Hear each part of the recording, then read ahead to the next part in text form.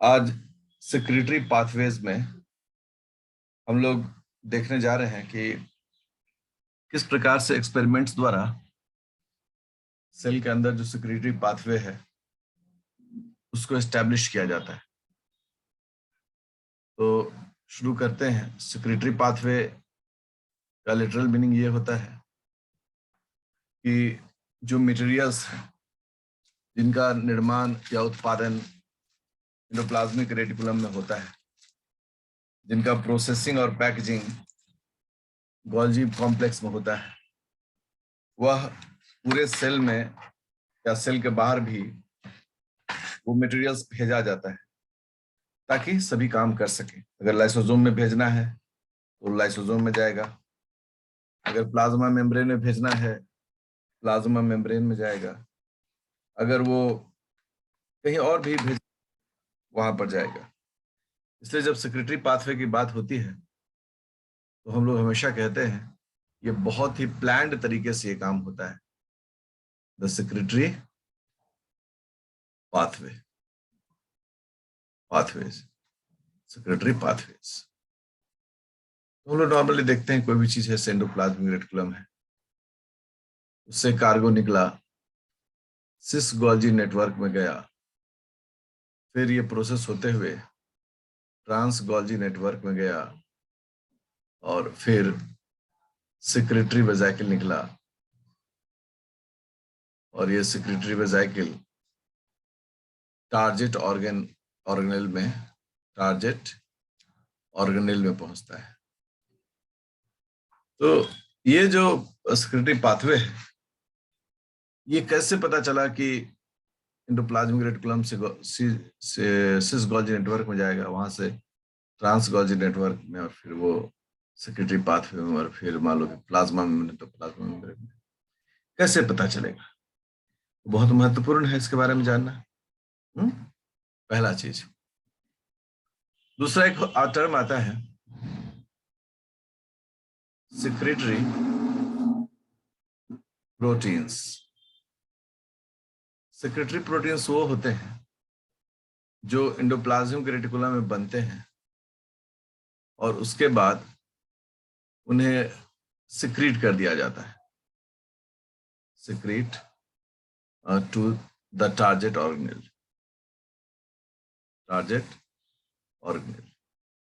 ये बहुत प्लान्ड वे में होता है। तो ये जो सिक्रीशन होता है वो क्या होता है? प्लान्ड वे में होता है। और यदि सिक्रीशन नहीं हो, किसी कारण से कुछ ऐसे एरर्स आ गए कि सिक्रीशन नहीं हो सकता है, तो उस वक्त पूरी व्यवस्था जो है वो डिफेक्टिव हो जाती है और वहां पर बहुत तरह की जो गड़बड़ियां हैं वह देखी जाती है। ठीक है, जिसमें एक गड़बड़ी क्या होता है? एक गड़बड़ी है उसमें कि if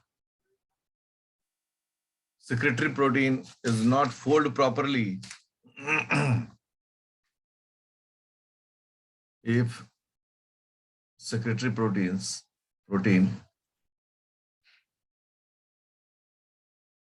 is not properly folded,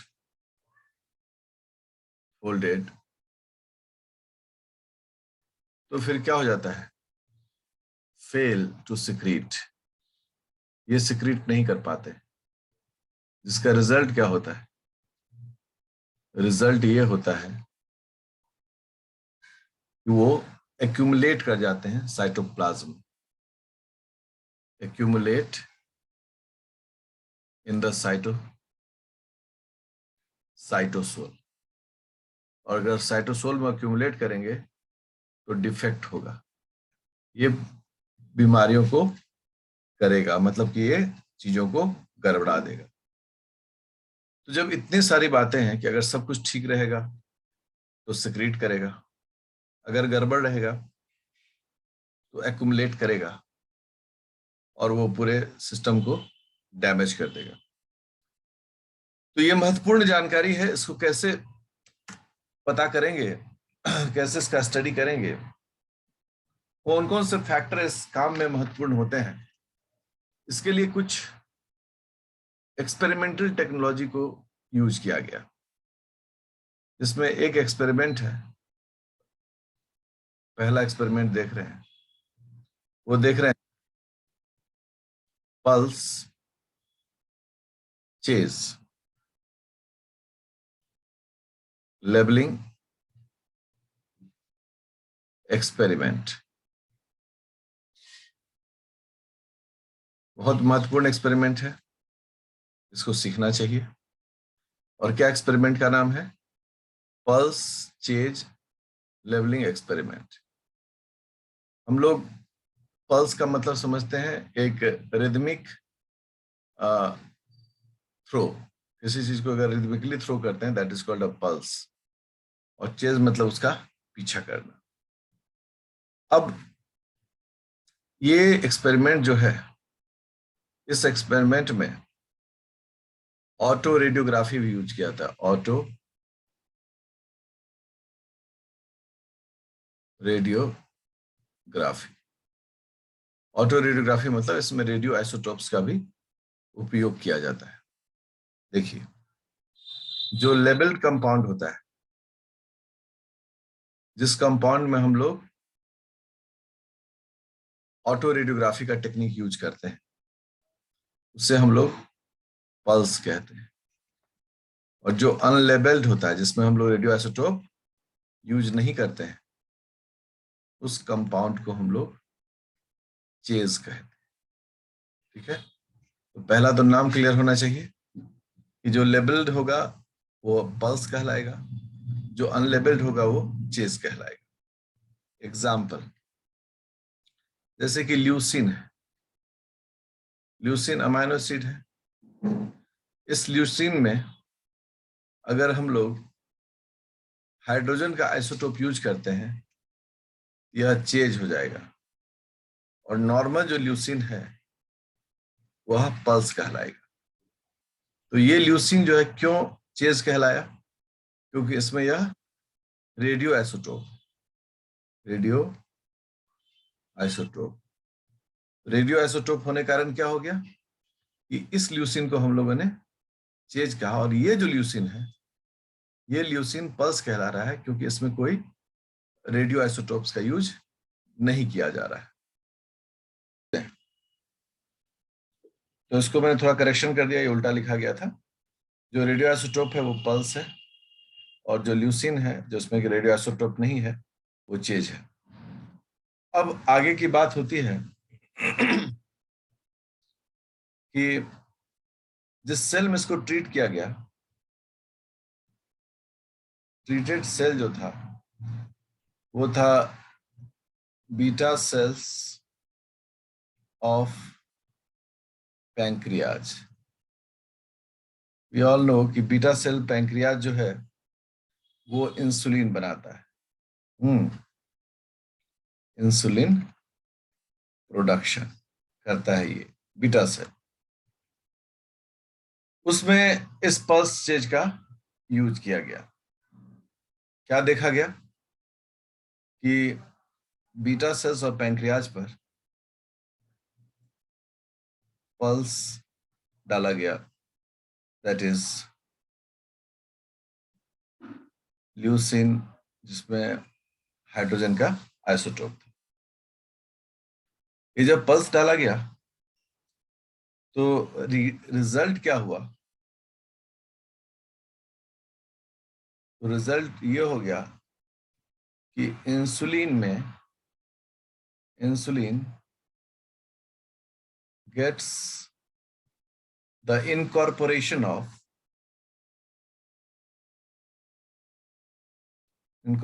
of the radioisotope leucine. Insulin में क्या हो गया? रेडियो आइसोटोप जो है वह इनकॉर्पोरेट हो गया, मतलब उसमें वह दिखने लगा। फिर क्या हुआ? आफ्टर फ्यू मिनट, कुछ मिनट के बाद उसमें जो है, जो चेज है, मतलब अनलेबल्ड ल्यूसिन, जिसे हम लोग चेज कह रहे हैं, was added, उसको मीडियम में डाल दिया गया। रिजल्ट क्या हुआ? रिजल्ट ये हो गया कि after some time all insulin becomes free from radio labeled leucine and substituted by chase. Chase मतलब नॉर्मल ल्यूसिन। ये जो रिजल्ट था वो बड़ा इंटरेस्टिंग रिजल्ट। कैसे? वो इस तरह से इंटरेस्टिंग था कि जब उस ल्यूसिन को डाला गया जिसमें रेडियो आइसोटोप नहीं था, कुछ समय के बाद देखा गया कि जितने इंसुलिन में पहले रेडियो आइसोटोप ल्यूसिन था, उसमें से सारा रेडियो आइसोटोप ल्यूसिन हट गया और उसके जगह पर कौन आ गया? जो फ्रेश अनलेबल्ड ल्यूसिन था, दैट इज कॉल्ड चेज। तो पल्स को क्या कर दिया गया? सब्स्टिट्यूट कर दिया गया। किसके कारण? किससे? चेज से। इसको एक और डायग्राम से हम समझाते हैं। ये इंसुलिन है और इस इंसुलिन पर पल्स डाला गया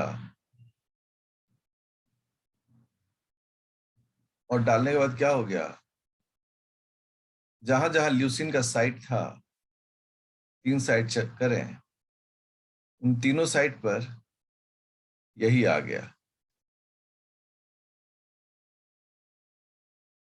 उसके बाद क्या किया गया? इस पर चेज डाला गया। चेज मतलब नॉर्मल ल्यूसिन। तो इंसुलिन में तीनों जगह पर ल्यूसिन ने इस रेडियो आइसोटोप को सब्स्टिट्यूट कर दिया। तो इस प्रकार से ये पाथवे में पता चलता है कि कैसे मतलब कोई भी प्रोटीन है और वो आइडेंटिफाई किया जा सकता है पल्स चेज मेथड से। साथ ही साथ एक कंक्लूजन भी ड्रॉ किया गया और वो कंक्लूजन क्या था? देखिए, कंक्लूजन था कि अनलेबल्ड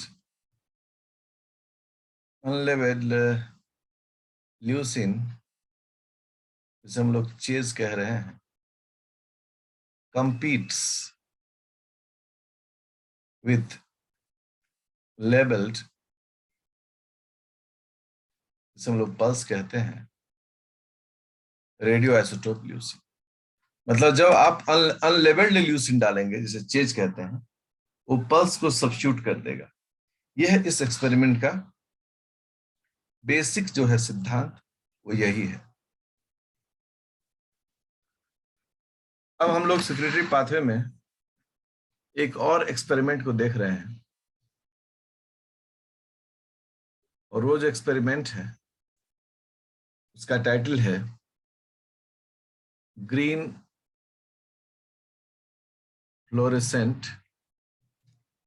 प्रोटीन, जिसे हम लोग GFP कहते हैं, लेबल्ड VSVG प्रोटीन। इस एक्सपेरिमेंट में अगर आप देखें किन बातों को दिखाया जा रहा है, तो GFP का यूज कर रहे हैं एक VSVG प्रोटीन पर। तो मान लो कि अगर ये प्रोटीन है, इस पर हम लोग ये चमकदार फ्लोरोसेंट ग्रीन GFP को यूज कर रहे हैं। This is GFP and this is VSVG। अब सबसे पहला है कि भाई GFP का क्या रोल है यहाँ? तो ग्रीन फ्लोरोसेंट प्रोटीन जो है, ये target binding binding fluorescent protein है। मतलब ये प्रोटीन आप जिस टारगेट पर चाहें उस टारगेट पर बाइंड कर सकते हैं। यहाँ पर टारगेट कौन है? VSVG protein. तो यहाँ पर अगर टारगेट VSVG है तो हम यहाँ लिख सकते हैं VSVG बाइंडिंग फ्लोरेसेंट प्रोटीन, चमकदार प्रोटीन। दूसरा जो है वो है VSVG। VSVG में दो टर्म है, एक VSV और दूसरा G। तो VSVG जो है उसका फुल फॉर्म है vesicular stomatitis virus, VSV, vesicular stomatitis virus, and G stands for G protein. G का मतलब क्या होता है? G protein. G प्रोटीन वैसे प्रोटीन्स होते हैं जिस protein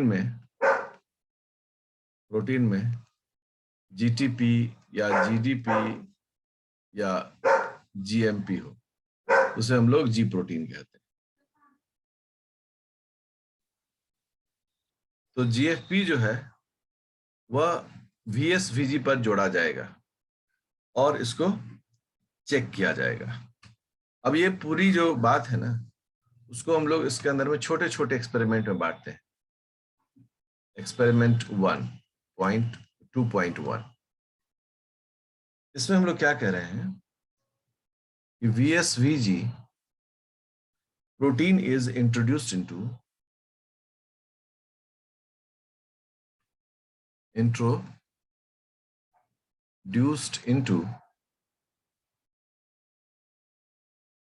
culture media, into cultured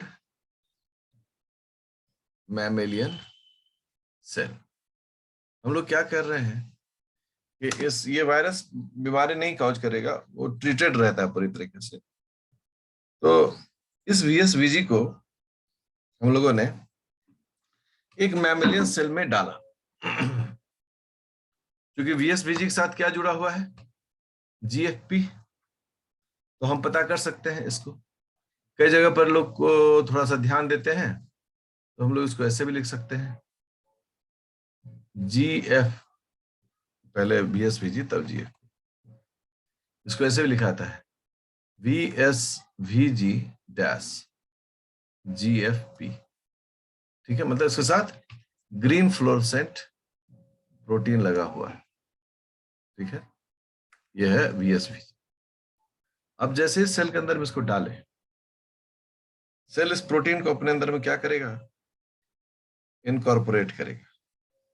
और कैसे इनकॉर्पोरेट करेगा वो हम दिखाते हैं कि VSVG प्रोटीन इज सिंथेसाइज्ड। कहां बनता है ये protein? Synthesised on the rough walled endoplasmic reticulum, that is called RER। इस पर ये प्रोटीन बनेगा, क्योंकि उसी पर वो राइबोसोम जुड़ता है तो बनेगा। And follow the normal secretory pathway. Normal secretory pathway कहने का मतलब है कि फिर इसको जिस प्रकार से जहां जहां जाना है वैसे वैसे ये जाते चला जाएगा, बिना किसी झंझट झमेला के। इसको कहाँ जाना है भाई? इसको गोल्जी बॉडी में जाना है, चलो गोल्जी बॉडी में जाओ। कहाँ जाना है भाई? तो हमको मेम्ब्रेन में जाना है, प्लाज्मा मेम्ब्रेन में, तो ठीक है वहां जाओ। कहने का मतलब है कि जो इसका काम रहेगा उस आधार पर ये मूव करेगा। इस तरह से सब चीज ओके, ऑल इज वेल, उस पैटर्न में ये आ जाएगा। लेकिन अब इसी एक्सपेरिमेंट में कैसे बदलाव होता है और उसका क्या असर होता है उसको देखने का आपको मौका मिल रहा है अभी। ये एक्सपेरिमेंट नंबर हो गया, एक्सपेरिमेंट नंबर 2.2। ठीक है, अब यहां कह रहा है कि अ म्यूटेंट जीन आ गया एक्शन। म्यूटेंट जीन, हम इसको अंडरलाइन कर दिए। अब म्यूटेंट जीन इनकोडिंग जो किस प्रोटीन को इनकोड करता है? Temperature sensitive, temperature sensitive, temperature sensitive VSVG protein.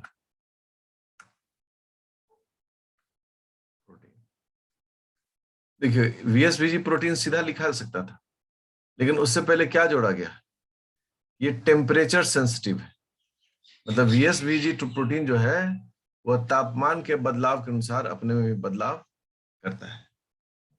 तो ये जो है म्यूटेंट जीन के कारण, तो ये म्यूटेंट जीन है क्योंकि लॉस ऑफ फंक्शन है, इसको हम लोग कह रहे हैं VSVG माइनस। माइनस का मतलब क्या हो गया? ये म्यूटेंट है। ओके, तो जब VSVG माइनस, देखिए ये DNA है,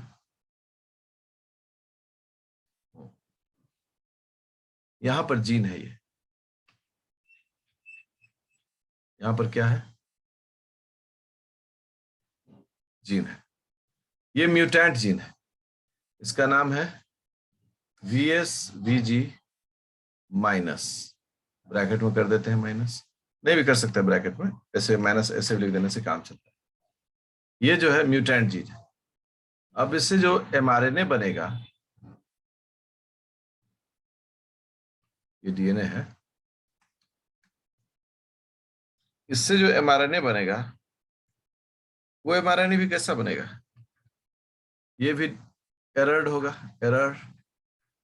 अगर ये एरर ठीक नहीं हुआ तो इससे जो प्रोटीन बनेगा, ये प्रोटीन कैसा बनेगा? डिफेक्टिव प्रोटीन बनेगा, डिफेक्टिव। यह एक म्यूटेंट जीन का प्रभाव होता है। तो जब इस तरह का एक म्यूटेंट जीन VSVG को इनकोड किया तो रिजल्ट क्या हुआ? तो रिजल्ट ये हो गया, मिसफोल्डेड प्रोटीन्स। प्रोटीन्स जो हो गए वो क्या हो गए? मिसफोल्डेड हो गए। और क्या हो गया? Fail to secrete. अब ये सिक्रीट नहीं हो सकते हैं। क्यों नहीं हो सकते हैं? क्योंकि इनका फोल्डिंग गड़बड़ा गया है।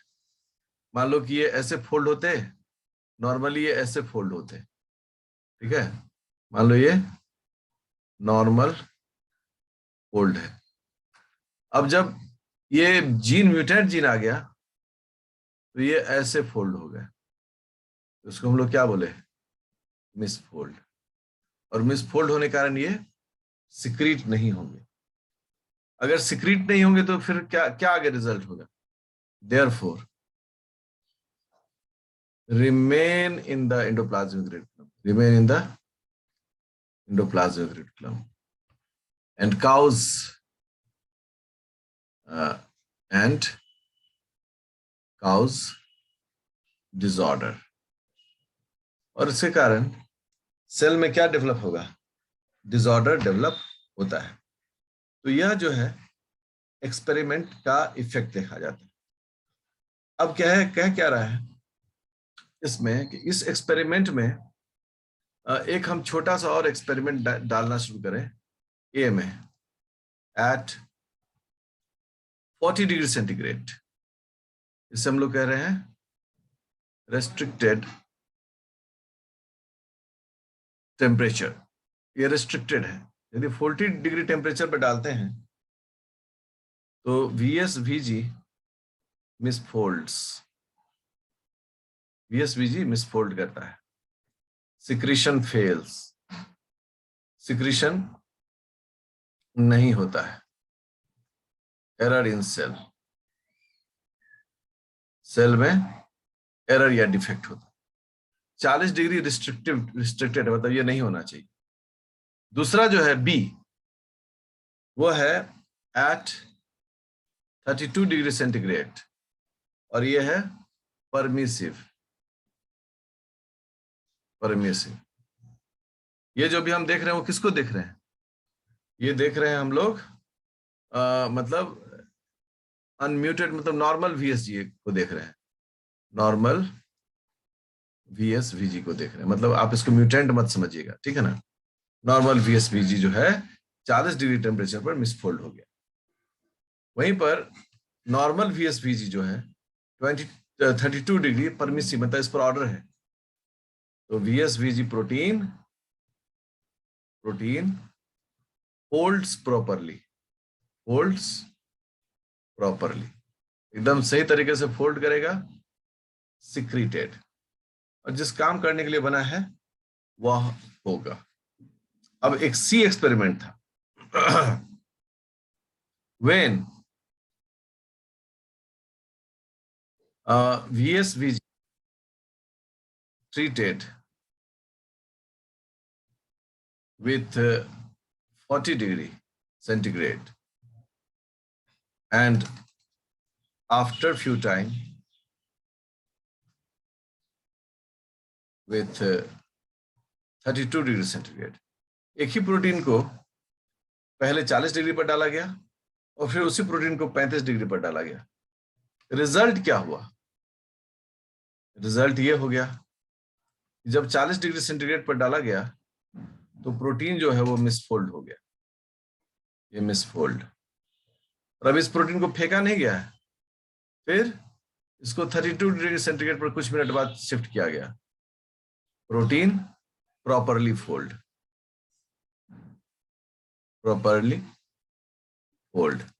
इसका मतलब है कि ये टेम्परेचर सेंसिटिव है और टेम्परेचर के आधार पर यहां पर फोल्डिंग एंड मिसफोल्डिंग डेवलप किया है। एक एक्सपेरिमेंट है कि माइक्रोस्कोपी